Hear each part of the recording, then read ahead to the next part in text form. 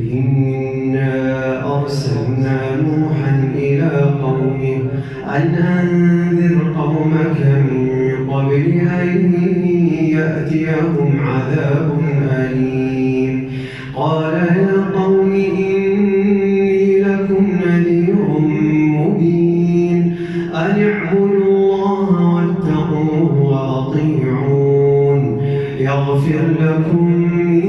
ذنوبكم ويؤخركم إلى أجل مسمى إن أجل الله إذا جاء لا يؤخر لو كنتم تعلمون.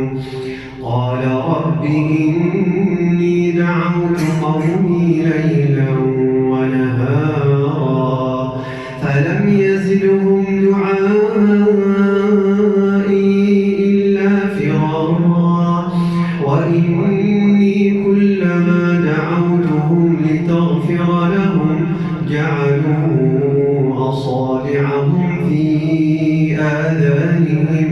واستغشوا ثيابهم وأصروا واستكبروا استكبارا ثم إني دعوتهم جهارا ثم إني أعلنت لهم وأسررت لهم إسرارا فقلت استغفروا ربكم إنه كان غفارا يرسل السماء عليكم مدرارا ويمددكم بأموال وبنين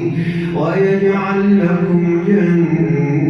جنات ويجعل لكم أنهارا ما لكم لا ترجون لله وقارا وقد خلقكم أطوارا ألم تروا كيف خلق الله 7 سماوات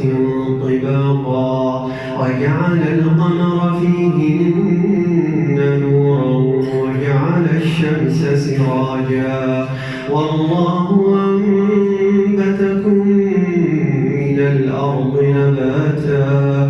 ثم يعيدكم فيها ويخرجكم إخراجا والله جعل لكم الأرض بساطا لتسلكوا منها سبلا فجاجا قال نوح رب إنهم عصوني واتبعوا من لم يزده ماله وولده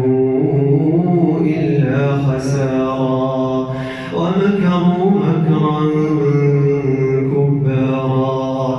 وقالوا لا تذرن آلهتكم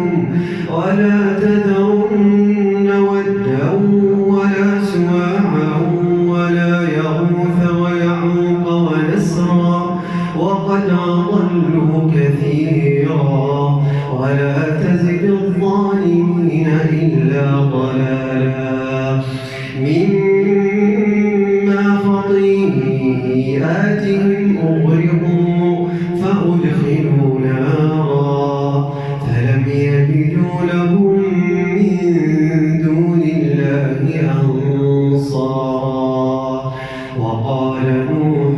رب لا تذر على الأرض من الكافرين ديارا إنك إن تذرهم يضلوا عبادك ولا يلدوا إلا فاجرا كفارا رب اغفر لي ولوالدي ولمن دخل بيتي مؤمنا وللمؤمنين والمؤمنات ولا تزد الظالمين إلا تبارا